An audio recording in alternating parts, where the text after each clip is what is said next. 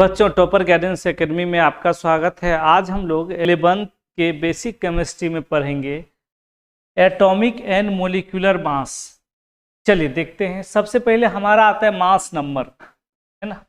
Mass number क्या होता है बच्चों? देखिए, the number of nucleus in a particular atom is called mass number.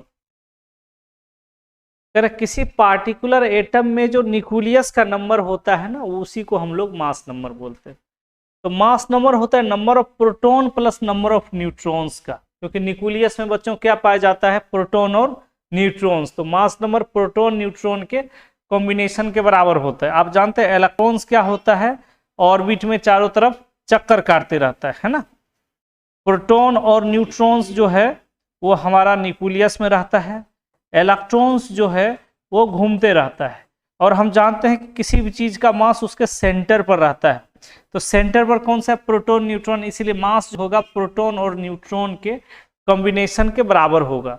लेकिन, है ना, लेकिन अगर बॉडी न्यूट्रल है, क्या है बच्चों? अगर बॉडी न्यूट्रल है तो ये जो होगा इलेक्ट्रॉन्स और न्यूट्रॉन्स के कॉम्बिनेशन के भी बराबर होगा। लेकिन ये रूल सब जगह वैलिड नहीं है, सिर्फ न्यूट्रल एलिमेंट्स में ही वैलिड है ये, है ना। आयनिक एलिमेंट्स में ये वैलिड नहीं है। अगर किसी एलिमेंट्स में चार्ज हो, किसी एटम पर चार्ज हो, तो उसमें हम लोग ये नहीं लगाते।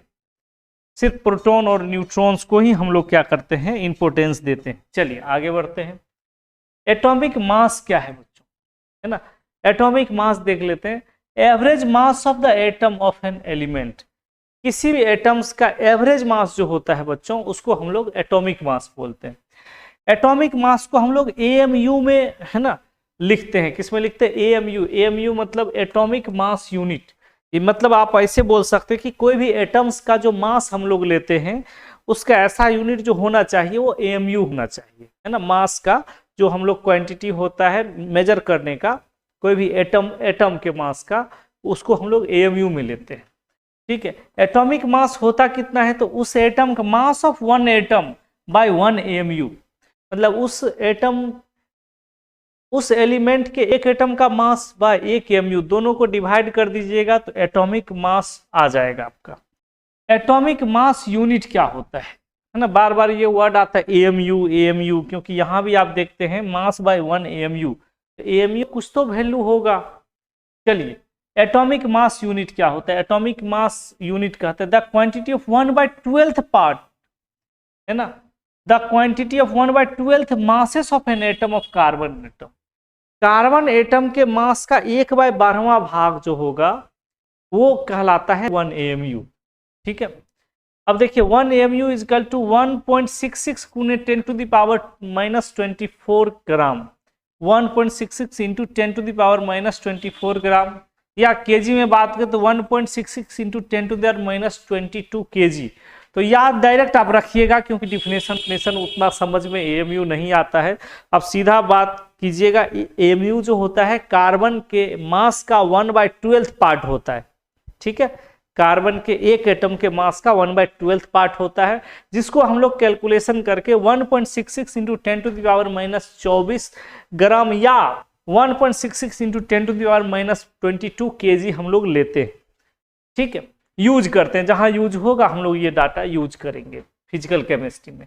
चलिए, अब जनरल रिप्रेजेंटेशन कैसे होता है आप देखिएगा।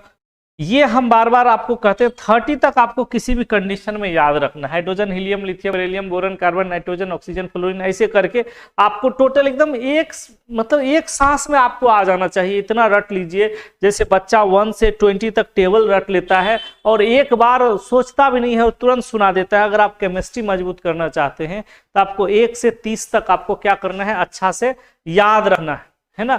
और अप्रोक्सली आप जानते हैं थोड़ा डबल उबल करके मास अप्रोक्सी आ ही जाता है। मास का हम लोग प्रैक्टिस करेंगे तो मास भी बहुत बड़ी बात नहीं है।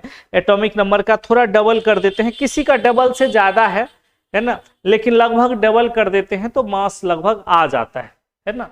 चलिए आगे बढ़ते हैं। मोलिकुलर मास क्या है? देखिए, आप जानते हैं बहुत सारा एटम मिलके मॉलिक्यूल्स बनता है, तो सब एटम का पार्टिकुलर मास को जोड़ देते हैं तो उस मॉलिक्यूल्स का मास हो जाता है। यानी किसी मॉलिक्यूल्स में जो एटम मिलके बना है उस सब एटम का पार्टिकुलर मास जोड़ देते हैं तो वो मॉलिक्यूल का मास का हो जाता है।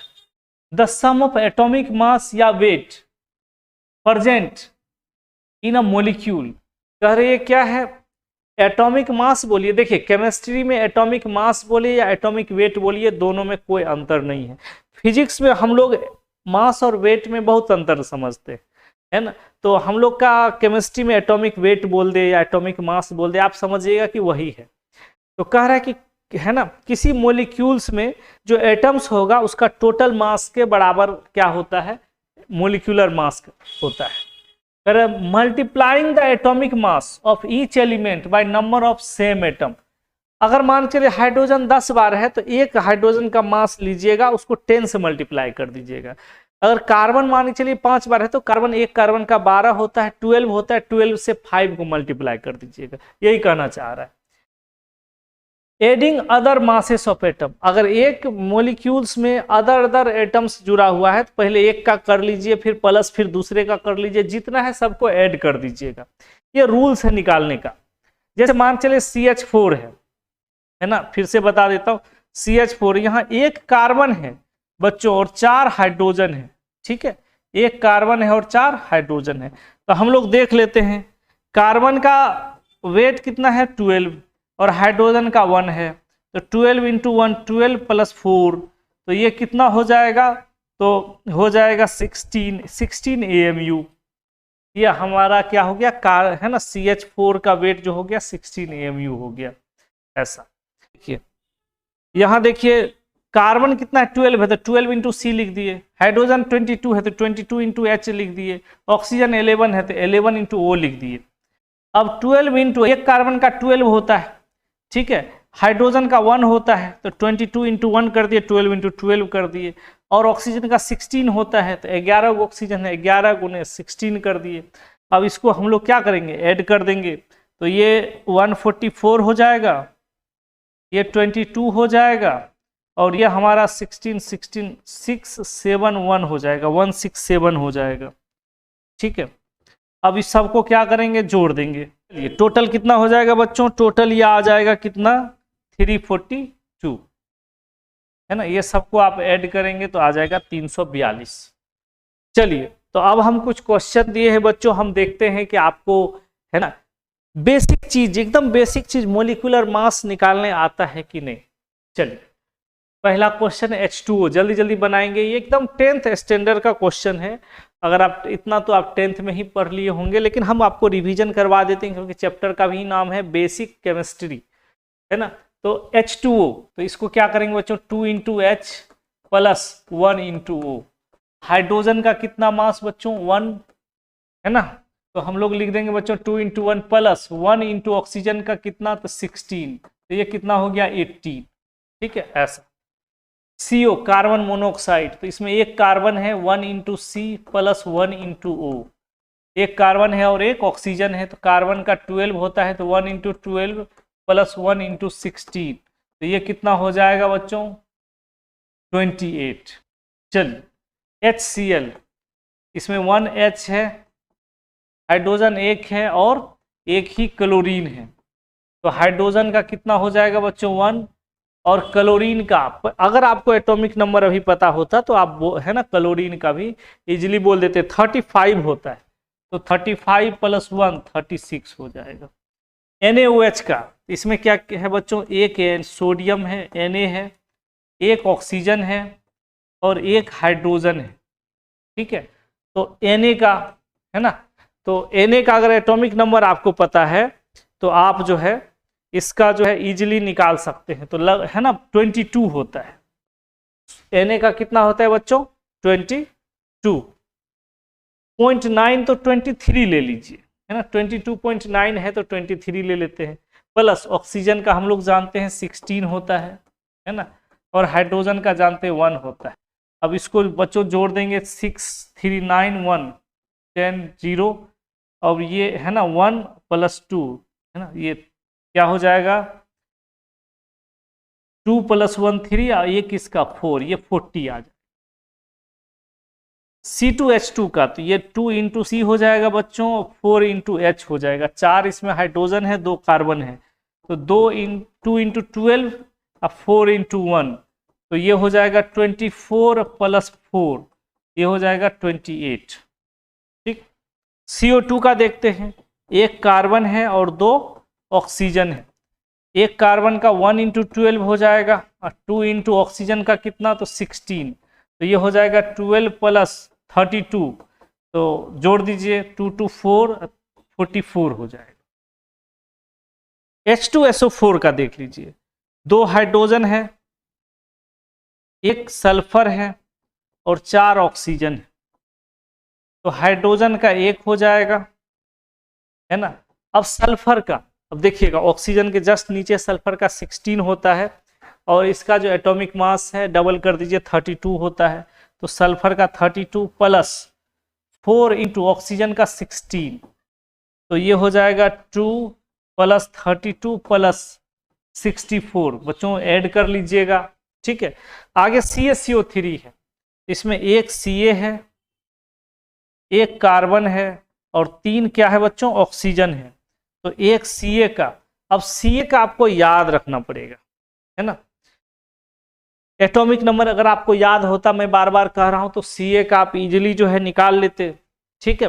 तो Ca का 20 होता है, एटॉमिक नंबर होता है, और इसका जो है डबल कर दीजिए 40 हो जाएगा, तो 40 प्लस 1 इंटू कार्बन का 12 होता है और ऑक्सीजन का कितना होता है बच्चों, 16, तो ये सबको आप ऐड कर लीजिएगा, है ना।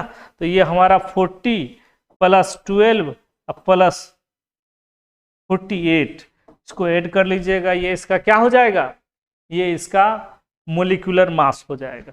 चलिए और देखते हैं, थोड़ा डिफिकल्ट देखते हैं। Fe2SO4 का होल 3, तो यहाँ 2 इंटू Fe2 Fe हो जाएगा, 3 सल्फर हो जाएगा, ये ब्रैकेट को आपको ब्रेक करना पड़ेगा, 3 सल्फर हो जाएगा और 4 3 जा 12 ऑक्सीजन हो जाएगा, ठीक है। तो अब Fe का याद रखिएगा, हम बोले थे 30 तक बड़ा जरूरी है, 30 तक अगर आपको याद नहीं है तो बड़ा मुश्किल में पड़ेंगे, आपको हर वक्त लगेगा स्पीड ब्रेकर है। तो Fe का एटॉमिक नंबर 26 होता है, तो मास कर दीजिए डबल के आसपास कर दीजिए, तो लगभग इसका 55 या 56 ले लीजिए, 55.8 होता है तो 56 ले लेते हैं, ठीक है। सल्फर का देख लेते हैं, ऑक्सीजन के नीचे वाला है, तो ऑक्सीजन का 8 है, तो इसका क्या हो जाएगा, 16 हो जाएगा, तो सल्फर का कितना होगा, 32 हो जाता है, तो ये हो जाएगा 32 प्लस, है ना, ऑक्सीजन 12 है, तो 12 गुने ना 12 इंटू, ठीक है, और ऑक्सीजन 12 है और ऑक्सीजन का कितना होता है, 16 होता है। तो ये सब थोड़ा सा कॉम्प्लिकेटेड मल्टीप्लीकेशन है, थोड़ा कर लीजिएगा। 56 इंटू 2, 3 इंटू 32, 12 इंटू 16, ये आपका Fe2SO4 का होल 3 का आ जाएगा। K2Cr2O7, तो ये 2 K है इसमें, पोटेशियम है ना, 2 क्रोमियम है Cr और 7 जो है ऑक्सीजन है, ठीक है। अब पोटेशियम का आपको एटॉमिक नंबर्स याद रखना पड़ेगा, पोटेशियम का 19 होता है और इसका जो है ना एटॉमिक वेट जो है 39 होता है ना, पोटेशियम का 39 होता है, तो इसको 39 कर दीजिए प्लस 2 क्रोमियम, है ना, क्रोमियम का हम बताए थे आपको 30 तक आपको याद रखना पड़ेगा। क्रोमियम का 24 होता है और इसका 52 आप एटॉमिक मास ले सकते हैं, 52। उसके बाद ऑक्सीजन का तो जानवे करते हैं 16 होता है। अब ये सबको ऐड कर देंगे, हमारा क्या आ जाएगा, इसका आ जाएगा। इसका तो हम लोग C12H22O11 का निकाल ही चुके हैं, 12 इंटू C हो जाएगा, 22 इंटू H हो जाएगा और 11 इंटू O हो जाएगा, और इसका निकाल लीजिएगा। H3PO3 है ना, तो 3 हाइड्रोजन है इसमें और एक P है ना। P बच्चों किसको बोलते हैं, P फास्फोरस को बोलते हैं ना। चलिए उसके बाद क्या है, ऑक्सीजन 4 है तो 4 इंटू O कर देते हैं, ठीक है। तो हाइड्रोजन आप जानते हैं 1 होता है, फास्फोरस का कितना होगा, तो नाइट्रोजन के बगल वाला है, तो नाइट्रोजन 7 है तो 8 जोड़ दीजिए तो ये 15 होगा, तो 15 होता है तो इसका डबल कर दीजिए 30 हो, लेकिन 30.9 होता है यानी 31 ले लीजिए इसका, ठीक है। उसके बाद ऑक्सीजन का तो जानते ही हैं 16 होता है मास, ये सबको ऐड कर दीजिएगा, इसका मास निकल जाएगा। H3BO3 तो 3 हाइड्रोजन है, 1 बी है और 3 जो है ऑक्सीजन है, ठीक है। तो हाइड्रोजन का आप जानते हैं 1 होता है। अब यहाँ बच्चों बी किसको बोलते हैं, तो बच्चों बी जो है बोरोन को बोलते हैं। बोरोन का कितना होता है, तो 5 होता है, कार्बन से पीछे होता है, उल्ट डबल कर दीजिए 10, इसका एटॉमिक मास 10 हो जाएगा, प्लस 3 इंटू ऑक्सीजन का 16 होता है, तो ये हो जाएगा H3BO3 का। N2O5 का बना लीजिए, 2 नाइट्रोजन है 2 इंटू N कर दीजिए और 5 ऑक्सीजन है 5 इंटू O कर दीजिए। नाइट्रोजन का आप जानते हैं 7 होता है, डबल कर दीजिए 14 हो जाएगा। ऑक्सीजन का जो है 8 का डबल कर दीजिए 16 हो जाएगा मास और इंटू कर दीजिए, है ना। उसके बाद CuOH का होल 2, तो इसको Cu, एक Cu है, 2 ऑक्सीजन है और 2 क्या है, हाइड्रोजन है।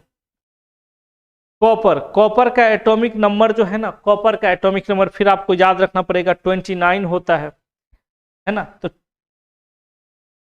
और इसका एटॉमिक वेट डबल कर दीजिए लगभग, तो वही 58 59 के आसपास होता है, 58 ही ले लीजिए, प्लस 2 इंटू ऑक्सीजन का 16 प्लस 2 इंटू हाइड्रोजन का 1, ये सबको ऐड कर देंगे तो बच्चों इसका आ जाएगा Bi। तो एक Bi है प्लस 2 नाइट्रोजन है इसमें, है ना। Bi किसको बोलते हैं बच्चों, बिस्मथ को। 2 नाइट्रोजन और ऑक्सीजन कितना हो गया, 6 ऑक्सीजन हो गया। अब बिस्मथ क्या है, बिस्मथ तो थोड़ा ज्यादा होता है, इसका atomic number radio active elements है, ठीक है। तो बिस्मथ का याद रखिएगा 83 जो है इसका एटॉमिक नंबर होता है, और है ना थोड़ा रेडियो एक्टिव होता है, जहरीला भी होता है बिस्मथ। और 209 इसका मास जो होता है 209, है ना। 2 इंटू नाइट्रोजन का है ना 14 हो जाएगा, ऑक्सीजन का कितना हो जाएगा 16 हो जाएगा। तो ये सबको ऐड कर देंगे बच्चों, तो हमारा क्या निकल जाएगा, मोलिकुलर मास निकल जाएगा। और बहुत सारा क्वेश्चन आप लोग के लिए हम छोड़े हैं, बहुत सारा क्वेश्चंस जो है आप लोग इसको बना के प्रैक्टिस कीजिएगा कि आपको एटॉमिक मास, मोलिकुलर मास ये सब निकालने आ रहा है कि नहीं। अगर आप केमिस्ट्री बहुत अच्छा करना चाहते हैं तो आपको बेसिक चीज पर बहुत फोकस करना पड़ेगा। अगर आपका बेसिक अच्छा नहीं रहा, आप एटॉमिक मास नहीं निकाल पाएंगे, एटॉमिक नंबर नहीं निकाल पाएंगे, वैलेंसी नहीं देख पाएंगे, ऑक्सीडेशन नंबर नहीं निकाल पाएंगे, है ना। तो आपका क्या होगा कि केमिस्ट्री से इंटरेस्ट खत्म होते जाएगा और धीरे धीरे केमिस्ट्री आपको बहुत टफ लगेगा। तो आज बच्चों यही होमवर्क के साथ जो है, इस विश्वास के साथ आज यहीं तक रखते हैं कि आप इसको जा करके बनाइएगा, है ना। अगले क्लास में हम लोग नेक्स्ट बेसिक टॉपिक के साथ मिलेंगे। वीडियो देखने के लिए बहुत बहुत धन्यवाद। अगर आपको हमारा पढ़ाने का तरीका समझ में आ रहा है तो आप उसको लाइक, सब्सक्राइब और शेयर जरूर कीजिएगा। Thank you.